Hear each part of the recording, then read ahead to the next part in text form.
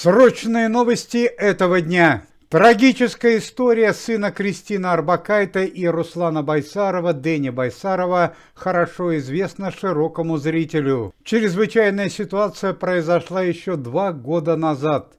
Отважный молодой человек Дэни Байсаров, чтобы спасти свою сестру от тяжелого заболевания, стал для нее донором и отдал своей сестре, чтобы спасти ее жизнь, свою почку. На протяжении почти 2 лет врачи боролись за его жизнь. Дэни Байсаров был в разных тяжелых ситуациях, перенес инфаркт, инсульт и даже остановку сердца. На протяжении всего этого времени лечащие врачи, а также сотрудники комитета, которые помогали молодому человеку, искали для Дэни Байсарова донора, чтобы тот смог зажить нормальной жизнью. Сегодня утром впервые за время болезни появился лучик надежды. Свое согласие, чтобы стать донором для Дэни Байсарова, дал другой не менее отважный человек, сотрудник комитета, российский артист Никита Малинин, который хорошо известен широкому зрителю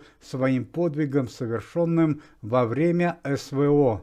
Никита Малинин и Дэни Байсаров знакомы много лет, и Никита Малинин проявляет настоящую дружескую симпатию к Дэни Байсарову и хочет спасти своего друга. На данный момент Никита Малинин проходит медицинский осмотр. Врачи проверяют здоровье молодого человека. Если все будет в порядке, Никита Александрович Малинин будет готовиться к срочной операции по спасению Дэни Байсарова. Отметим, что в свое время ни один из родственников Аллы Пугачевой так и не согласился помочь Дэни Байсарову, и лишь Никита Малинин проявил настоящую человеческую заботу и готов пожертвовать своим здоровьем ради спасения друга. Пресс-служба комитета сообщает о чрезвычайно печальном событии, связанном с известным телеведущим Владимиром Познером и российским певцом Прохором Шаляпиным. Несколько дней назад Владимир Познер, который тайно прибыл на территорию Российской Федерации,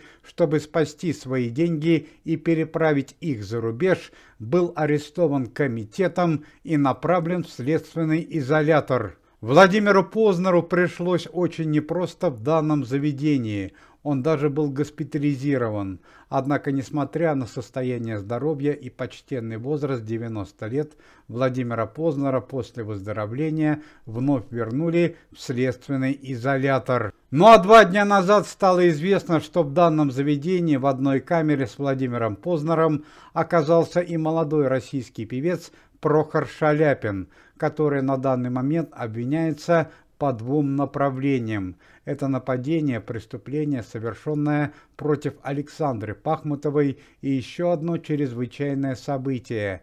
Несколько недель назад Прохор Шаляпин, находясь в зоне СВО, куда его направили сотрудники комитета, Прохор Шаляпин совершил настоящее преступление.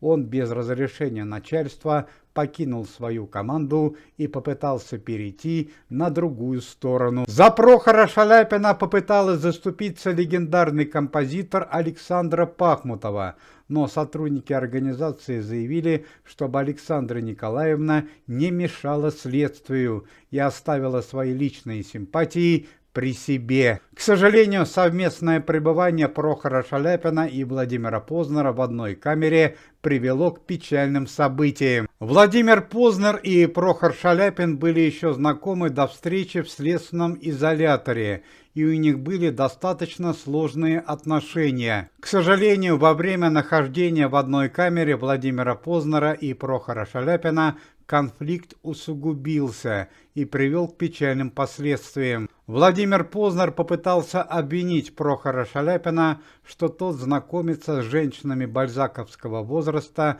ради личного обогащения. Прохор Шаляпин с этим не согласился, и возник конфликт между 90-летним Познером и Прохором Шаляпиным. Так как Прохор значительно сильнее и моложе, то Владимиру Познеру пришлось весьма несладко. Известного телеведущего администрация заведения обнаружила лежащего под нарами. Состояние Владимира Познера на данный момент крайне тяжелое. По этой причине Прохор Шаляпин попал еще в одну очень неприятную ситуацию. Если состояние здоровья Владимира Познера еще более ухудшится или же произойдет летальный исход, то Прохору Шаляпину грозит еще одно уголовное дело. Ну а несколько минут назад пресс-служба комитета сообщила о большой трагедии в мире шоу-бизнеса и культуры. Сегодня утром в Москве в своей собственной квартире в результате несчастного случая, связанного с электричеством, погиб народный артист России, известный советский и российский актер Александр Милокостый. Александр Милокостый знаком широкому зрителю по роли Юры Львова в фильме «Адъютант его превосходительства». По сюжету его герой, сын белогвардейского офицера, попадает под опеку разведчика красных Павла Кольцова, которого играл Юрий Соломин. Мальчик догадывается о настоящей миссии Кольцова, но не выдает его. Уважаемые зрители, если вы желаете выздоровления сотрудникам комитета и поддерживаете их деятельность, то можете поставить лайк под видео и написать поддерживающий комментарий.